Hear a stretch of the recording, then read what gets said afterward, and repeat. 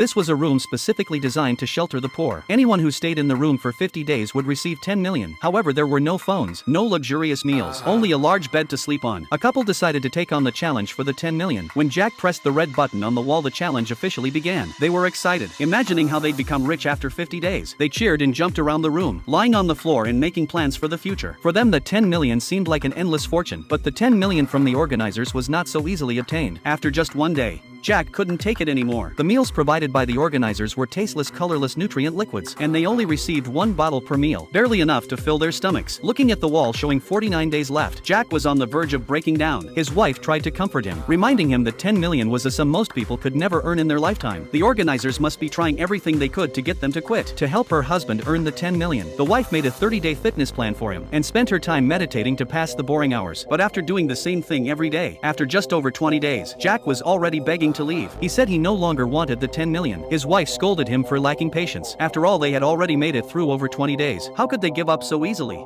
Then Jack suddenly remembered something the organizers had said before the challenge started. During the 50 days they had 3 opportunities to buy things, but each purchase would cost 500,000. His wife thought Jack would buy some delicious food to motivate himself, but to her surprise he used 500,000 to buy a paintbrush.